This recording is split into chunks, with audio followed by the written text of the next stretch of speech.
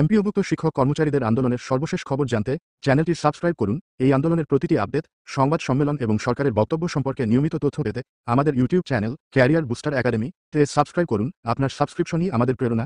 আসুন একসাথে জানি এবং জানাই। ফেব্রুয়ারি মাস থেকে কিন্তু মার্চে আমাদেরকে সুনির্দিষ্ট একটা পরিকল্পনার মাধ্যমে সুপরিকল্পিতভাবে আমাদেরকে এই আন্দোলন থেকে উঠিয়ে দেওয়া হয়েছিল। আমরা আবারও এসেছি আমাদের অধিকার আদায়ের জন্য। আমরা এক একজন, কেউ 20 বছর, কেউ 25 বছর, কেউ 26 বছর, 30 বছর আমরা নিষ্পেষিত বৈষম্যের শিকার। আমরা এসেছি প্রেস ক্লাবের সামনে আমাদের দাবি আদায়ের জন্য। কিন্তু দুঃখজনক হলেও সত্য, গতকাল পুলিশ এবং আইন শৃঙ্খলা বাহিনী আমাদের এই সুশৃঙ্খল আন্দোলনকে নস্যাৎ করার জন্য পরিকল্পিতভাবে আমাদের শিক্ষকদের উপরে হামলা করে এবং আমাদেরকে উঠিয়ে দেয়।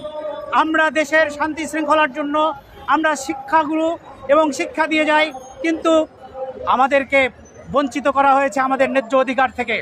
আমাদের বেতন দেওয়া হয় না, আমাদের ভাতা নেই, আমরা নিষ্পেষিত, অবহেলিত।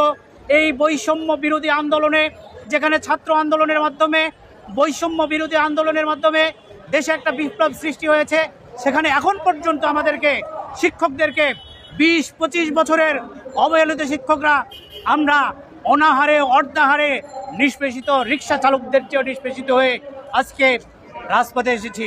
সম্মানিত ভাইরা, আমরা বলতে চাই, সরকার আমাদেরকে যে আশ্বাস দিয়েছিল, বর্তমান সরকার, অন্তর্বর্তীকালীন সরকার আমাদেরকে যে আশ্বাসের মাধ্যমে মার্চে আমাদের আন্দোলন থেকে উঠিয়ে দিয়েছিল, আজকে সেই আশ্বাসকে তিনারা বাস্তবায়ন না করে আজকে আমাদেরকে অবহেলিত রাখা হয়েছে।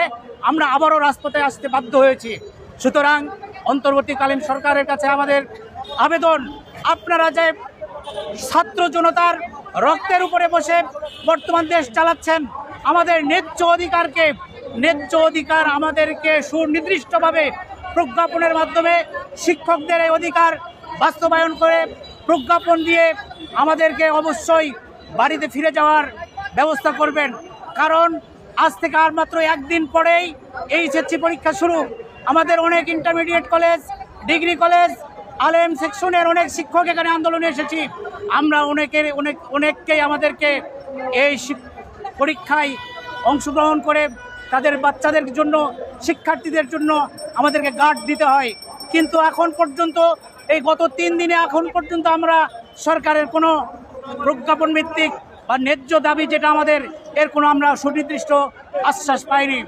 আমরা বলবো, আজকের মধ্যেই আমাদেরকে প্রজ্ঞাপন এবং সুনির্দিষ্ট আশ্বাসের মাধ্যমে আমাদেরকে শিক্ষকদেরকে বাড়ি ফিরে যাওয়ার এবং সুষ্ঠুভাবে পরীক্ষা নেওয়ার জন্য আমাদের পথ করে দিবেন।